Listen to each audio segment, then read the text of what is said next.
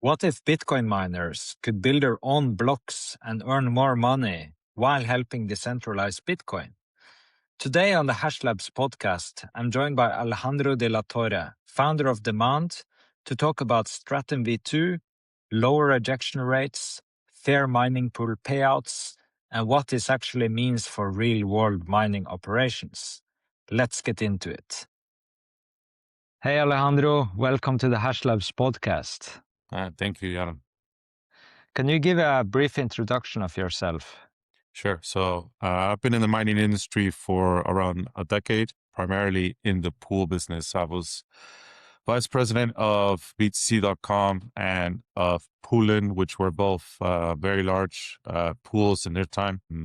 And I also assisted with the Taproot activation via miner activated soft fork. I helped coordinate the mining pools to get that Taproot, to get that soft fork pushed through into Bitcoin. And I've done other things, like worked for Block with their proto rig, and also have set up operations across the world and sold everything from Bitcoin mining machines to containers to everything. So I've been in the industry long enough that I've worked in basically every single aspect of it. So yeah, you have been in almost all verticals of the industry, and especially spent a very long time with mining pools. And what made you decide to start Demand, the mining pool Demand?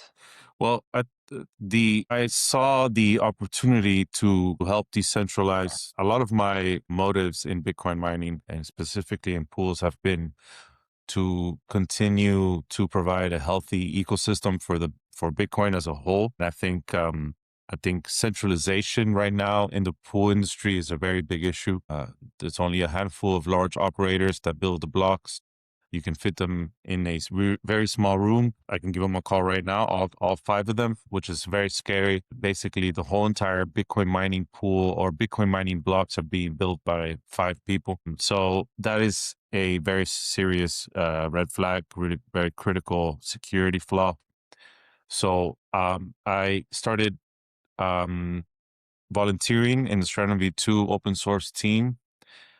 Because that was, I feel, an answer to the issues right now in centralization, because it allows for the miners to build their own block.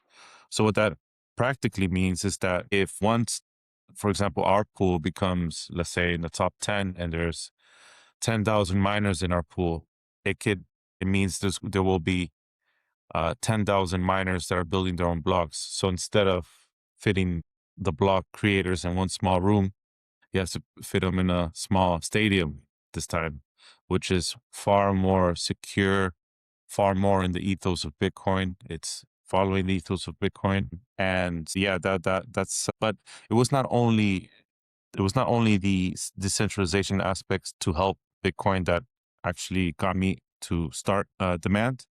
It was also because I saw that there is clear advantages.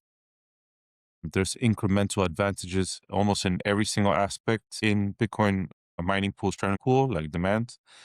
Not you see advantages in the binary protocol. So Stratum is built in binaries, not in JSON, which is what Stratum V1 is built on. And there is the block is sent directly to the Bitcoin node if once the operator is running the node in their operation to build to work with Stratum V2. So it's encrypted, which is another security feature that many people don't realize. Stratum encrypted, which is a very serious security flaw. So all these small, let's say, all these advantages taken one by one are not very large. You might see 0.1, 0.2%, but if you add them all up, it starts becoming significant. And then if you're talking about an operation that's very large, like an exahash or 10,000 machines, and you're gaining 1 to 2%, it starts becoming very, very interesting. So I pinpointed that not only does this technology help decentralize and make the ecosystem healthier and more towards the Bitcoin ethos, which is what I signed up for many years ago, but it also provides a clear advantage to the bottom line of the miners. And we've from already our initial miners, we're starting to see these advantages being shown. Yeah. So in the mining, yeah, everyone talk about decentralization. We all love decentralization in Bitcoin, but ultimately miners care more about their own pocket and what they make. So it's a very good benefit, of course, for everyone that Demand can and Stratum V2 can give more decentralization to the network. So let's go through that first, and then we can talk about the financial benefits of mining on demand. So what exactly makes Demand and Stratum V2 more decentralized for Bitcoin? Right. Quite simply, the most important and basically the real feature is the decentralization of the block. What that means is that the miners themselves are able to create the blocks and dictate what transactions are to be included. This gives the power back to the miner. Again, following the Bitcoin ethos, which is what we're here for. That's the most important feature of Stratum V2. Then there's other, like I said earlier, incremental advantages in the protocol, which is like enhanced security, improved efficiency. It's in binary, which equates to less data usage, which could be important specifically for miners that are based in, let's say, far out regions away from large cities or large internet hubs. Reduce those shares. We're starting to see also interesting developments in the hardware side. For example, Aerodyne has just integrated Stratum V2 directly into their Bitcoin mining machine, and a lot of people don't see how important this or haven't noticed how important this development is, because what that basically means is that the Stratum V2 machine, the Aerodyne machine in this case, is Stratum V2 from the machine towards the proxy towards the pool. That means that the encryption and the binary is already coming straight from the miner, which is an added benefit of security and an added benefit of incremental advantage to less stale shares and things like that. So uh, those are the main, let's say, the main features behind Stratum V2. So I can also announce that HashLabs has tested a Demand, and we found the share rejection rate to be almost completely insignificant, like something like 0.015%. Which is very far away from the normal share rejection rates of, let's say, 0.5% to 2%. I see some good pools, FPPS pools, Stratum V1 pools can do like 0.2, 0.3% at the very best. But theoretically, and this means that just from the improved share rejection rate, it can lead to, let's say, 0.5% more revenue, like in theory. So it's very impressive. Can you talk a little bit about share rejection rate and what exactly is that? Is that the main, I would say, technical benefit that Demand and Stratum V2 gives relative to Stratum V1 pools? Yeah. So exactly that. We were very proud to see these results. It shows that our work is paying off, bearing fruit. 0.015% rejection rate is basically the lowest you can go in rejection rates. I don't think you can go any lower than that. That is like a theoretical lowest you can go, which shows that there is absolutely basically no rejection rate of the shares. Rejection rate means that the share is basically lost along the way. To make it as less technical as possible, if you have 1% rejection rate, it means of course, obviously 1% loss of your mining power in that machine, which affects your bottom line. And how that happens is because of the Stratum V1 protocol is just not built as efficiently as it could be, and it's not well, let's say, written or not written, but covered correctly or used correctly by most pools. Every single pool has their own flavor of Stratum V1. Stratum V2 combats this by providing let's say, a easy and anyway. So Stratum V2 rejection rates are the theoretical lowest, and that's gonna essentially make more money for you as a Yeah, and just to give the listeners kind of a layman explanation, because I'm sometimes struggling to understand all of this myself. It's a very complex topic, pools. Essentially, at least from my understanding, a share is the work that a physical Bitcoin mining machine, is sending to the mining pool. And then the mining pool should pay the miner for that share. So that's how it works. And of course, these shares have to be actually transmitted to the mining pool server. So from my understanding, one of the benefits of Stratum V2, maybe the biggest technical benefit, is that you have like a node on the site with that job declaration server, right? And that reduces the whole latency by you don't have to send these shares really far away, it's all done locally and it's more efficient. Is that the correct understanding to the main benefit, technical benefit of Stratum V2? That's one of the reasons, but also it's because it's built on binary and all the other Stratum V2 features like encryption and all the other. So it's both. It's that the protocol is much more efficient essentially, and also the proxy in the site also helps. Yes. HashLabs, we have tested Demand and Stratum V2. It's been extremely good test results so far. And we can also offer our hosting customers to basically mine with Demand through HashLabs. And this is great for hosting providers because basically, if you look at mempool.space, if you as a hosting provider use Stratum V2 with a node, everything set up properly, you can actually write on the mempool.space that, let's say, HashLabs or another hosting provider is mining these blocks. And of course, this is really great marketing for a hosting provider because it actually is the complete proof that you are actually have some hash rate going on. You have uptime. Your clients are actually mining blocks, producing real hash rate. So this is a great marketing for hosting providers. Of course, you can also post on social media that your hosting provider or your company found these blocks. You can also allow your own hosting clients to put their name on the blocks. That's also very cool. People love to be able to mine their own blocks. And of course, you can decide what transactions goes into these blocks. So you have the freedom to do that as well. So that's a very cool benefit. And we expect a lot of hosting providers to start using Demand because of that. I know Alejandro is onboarding a lot of companies right now to Demand, and we will likely see some good growth of them in the coming months.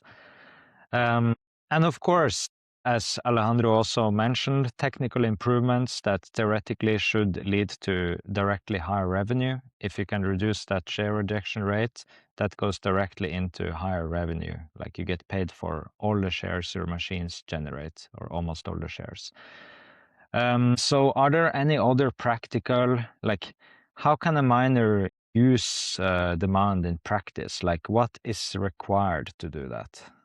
Sure. So you just have to go to our website and onboard. We're a SOC 2 Type 2 compliant pool. So we provide all the technical securities that many miners are requesting these days. We've built the pool specifically for large operators. And this is why the hash labs, your announcement is very important because it also allows for other participants that would like to mine Stratum V2 to be able to do it via HashLabs. So now if you would like to buy a handful of rigs, you can go to HashLabs and do so. Ask HashLabs that you would like to mine Stratum V2 or DMND demand, and now you can. So that's part of the strategy at Demand to provide everyone that want to the possibility. So now if you're a miner who wants to get started and wants to see these benefits, you can with Hash Labs. So I'm very happy that we're moving through this. So Let's talk about the infrastructure required. Like, do you have to run a node on the same network as you run the machines and in order to use demand? Yes and no. So yes, if you would like to, so you can choose to not build your own block and get a block from demand if you prefer. If you don't want to do that, that's possible, and we can provide you with a cloud proxy. And that means that you will, as practically speaking, that means that you will just have to connect to our endpoint and you're good to go. We tried to make it as simple as possible for miners to join the pool, and we're aware that some miners would like to, first test out the pool normally without building their own blocks. That you can't. You can then transition to building your own block by running the proxy on your site alongside a Bitcoin node. So we're trying to make it as simple as possible for miners to join. And also, it's always going to be an option. If you choose to not build your own block, then you just take the block that we create. Yeah. And I can also say that from the testing we did, we found that there is also significant improvement on the share rejection rate, even if you don't run this local proxy and node. But to get the maximum benefits of Demand and Stratum V2, you have to have that proxy and node locally. But yeah, the other benefits come from the encryption and all of this, right? Yeah. So that's actually a really good point, Yaron. The even when you're not running the proxy on your site, we're already seeing a very significant improvement as rejection rates, as you said. That's because of the protocol. As I said earlier, the protocol is built in a way that's much more efficient and much more, let's say, up to date. I mean, Stratum V1 is, I think, 11 years old now, so it's very old technology. Basically, Stratum V2 is the new shiny protocol with all the up-to-date features, and it's incredible to see that even if you don't run even if you choose to not run the proxy on your farm, already miners seeing like hash labs are seeing very low rejection rates. So the benefit of the proxy being run on the site, however, is that you can build your own block. So you will have not only an increase in or a decrease, I should say, in rejection rates if you run your own proxy, and decrease in orphan blocks because you're connected directly to the Bitcoin network, but you will be able to build your own block, which is the primary feature of Stratum V2. So all miners think about how much money they can make, how to maximize their revenue. So as we mentioned, the improvement in share rejection rate is a direct increase in the revenue, and that is very easy to quantify how big that will be. But are there any other ways that true miners can get increased revenue by using demand? Yes, so we're transitioning from working on the back end right now. We've been working for about a year nonstop on the back end, and now we're transitioning towards features. There's a lot of interesting new capabilities that Stratum V2 brings, and basically the mission of Demand is to provide the most amount of transaction fees for your blocks, and also providing other. Let's just say that the business team at Demand is focusing very much on how to bring more revenue towards the miners, and Stratum V2 allows for us to use our creativity to provide that. So, which is not possible with Stratum V1 pools. Yeah. I know maybe you don't want to go into direct comparisons of revenue and these kind of promises, but at least theoretically, from my personal analysis, demand should theoretically give a significant boost in revenue to miners compared to conventional FPPS pools through several ways. Like one of them is to improve the share rejection rate due to Stratum V2.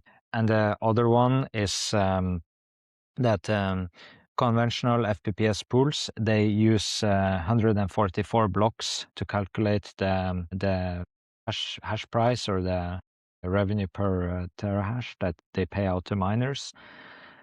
And in reality, there is like, through Bitcoin's history, something like 147 blocks per day on average, because there is always a little bit difficulty growth over time. And that is like can be 2% extra revenue just from not using that conventional FPPS formula to calculate revenue. And do you have any comments on that specifically? Yeah. So FPPS pools, they're essentially taking the variance risk away from the miner, and they've number one, you can never really, it's a black box, so you're not able to really actually verify, which is another very strong Bitcoin philosophy. You can't really verify that the transaction or the shares or the terahash or the revenue that you're getting is 100% correct. You can sort of assume it's correct, but you're never 100% sure. And since they're taking the variance risk, they're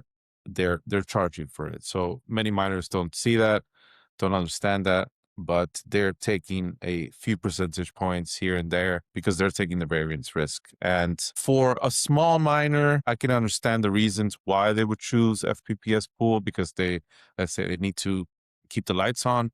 But for a miner that's over 100 petahash, over even 50 petahash plus, they can withstand, let's say, the variance risk. And if they do, if they choose demand with PPLNS, they'll be earning more money, because the payout is basically puts everything that was all the transaction fees, everything is accounted for, and you're going to get paid exactly what you're supposed to be paid per share sent. So that's something we provide, and we think it's going to be we think that the industry will change in the future to be more, let's say, accepting of the fact that FPPS is slightly less. You get more consistent payouts, but it's slightly less, and PPLNS is, I guess, less consistent but more payouts.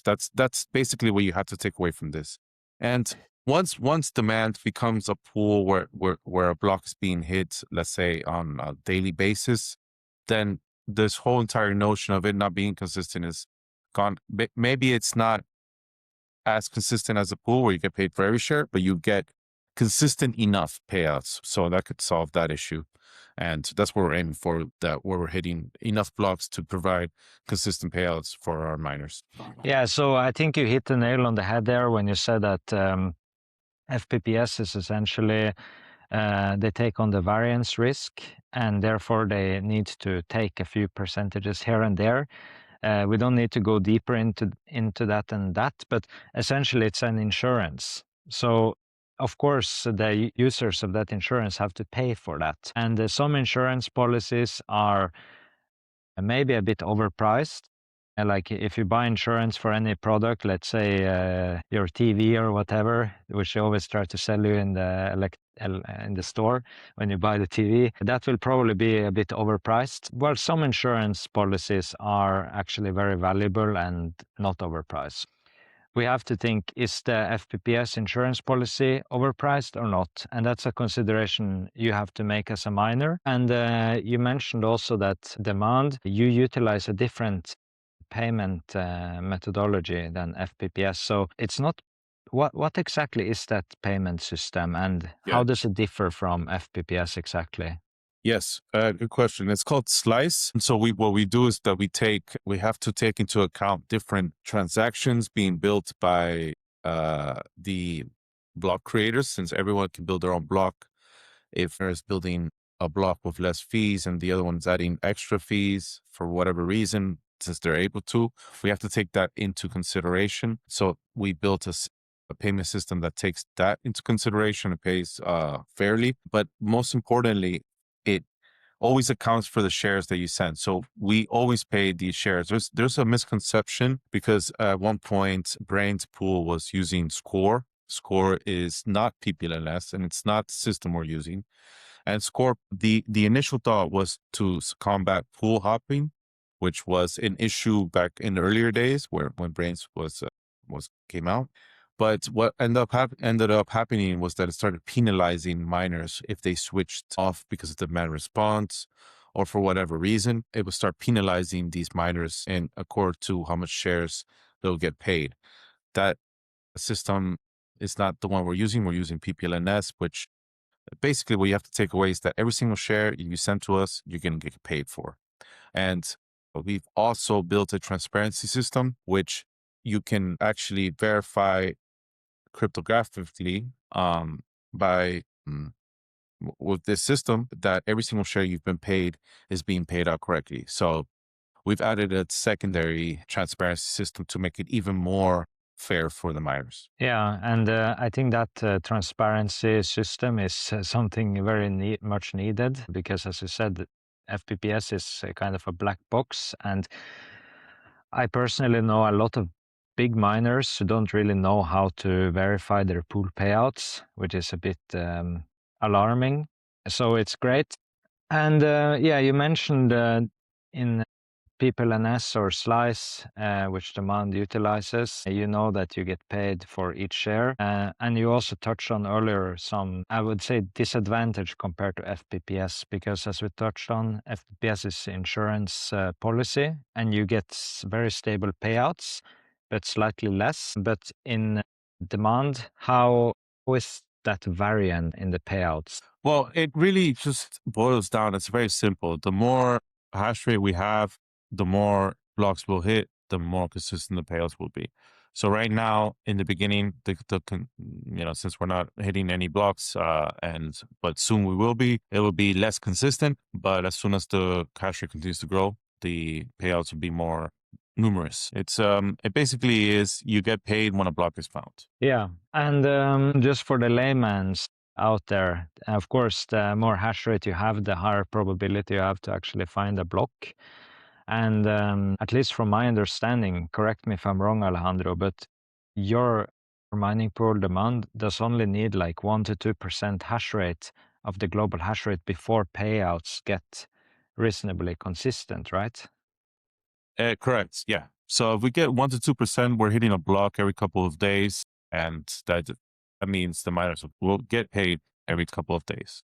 So it's not such a huge issue. And one thing I've been telling a lot of miners, specifically smaller miners or mid-sized miners, is that you can set aside a percentage of your farm to Demand, which will give you higher payouts, which will allow you to build your own block, which will bring decentralization to the Bitcoin ecosystem. Just let's say if you need 50% of your mining operation to have stable payouts because you need to pay salaries or you need to pay the electricity bill, you need to pay anything else, well, then that 50% can be sent to FPPS pool where you can feel, certain that you're going to get paid stably, but you get a little bit less of a payout. And then the other 50% where you don't necessarily need to get payout every day, you can send to a pool like Demand, which provides these added features that still shares more payout per share, less less orphan blocks. Then you can set aside that percentage of your farm towards our pool. So a lot of miners that are joining the pool are taking this approach where they're sending a percentage of their farms to Demand, and I think that's a legitimate strategy, and it's something that you can try. Yeah, I fully agree. Also, because that also enables you to continuously test payouts, one mining pool versus another. And you know that you get the payments you should. So, are there any like future plans for Demand on like what is on the horizon for Demand over the next, let's say, the next year?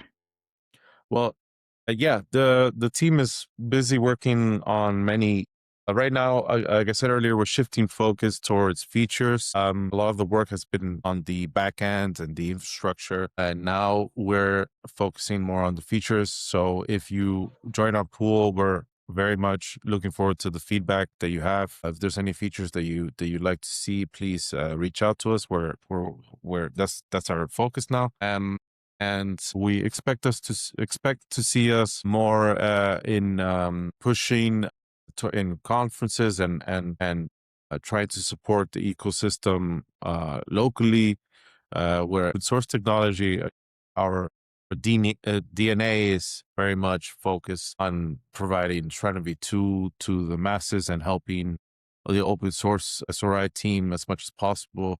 So we're putting a lot of emphasis and work on that. We're also going to be open sourcing We already have open sourced our payment system Slice, and looking forward to providing more open source technology for the ecosystem, and yeah, and also providing ways for, like, for example, for miners to experience Stratum V2 by, for example, with Hash Labs, with your company. I think is an important step to help to, I think a lot of the benefits we're talking about um should be experienced. That's basically the main point I want to give out here, that the Stratum V2 is here. It's ready to be used. It's being used already by miners. And if you are interested, give it a try, either by Hash Labs or either by going to our website and signing up. And then you can actually see what we're talking about, and test and check out the payout structure, check out the less rejection rates. The future is here. Yeah, and for all the listeners, Alejandro is one of the most humble people I know. I know that theoretically demand should be an extremely higher payouts than conventional pools. And I know that they have some new features to deliver on the reporting side, etc., that they're working on. But essentially, the pool is ready to use, should theoretically have higher payouts. And you have to just try it out and test it versus other pools. As I said, also, I think it's a bit weird that miners just until now have just connected to a stratum from some pool and just accepted these payouts without almost even checking that they get paid correctly and checking that they can get paid more using another pool. So I think this renewed competition and innovation introduced by Demand is really healthy for the industry, and it will put some pressure also on the FPPS pools to maybe increase their payouts. So overall, all miners should make more money, hopefully. So Alejandro, how can miners actually start using Demand? Let's say someone listening to this wants to onboard and get started. How can they do that? Okay, yeah, great question. So just go to Demand Work, the DMND.work. You'll be able to sign up there, or you can go to HashLabs website, hashlabs.io, and sign up there, and you can also experience Stratum V2 and Demand. Do you have any closing thoughts on the topic? I know that we could have talked for hours about mining pools. It's a very complex topic, but we purposefully chose to not go too much into the details here. So do you have any closing thoughts?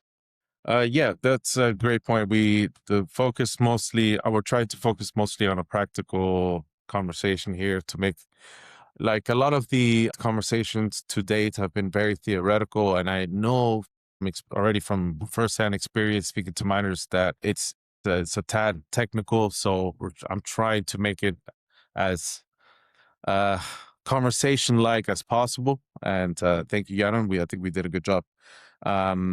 Closing thoughts are that I'm very excited that this technology is here and is being used, and for sure we're going to start seeing the fruits of our labor. But more importantly, we're going to start seeing the decentralization of Bitcoin mining finally, which is a critical security flaw at the moment.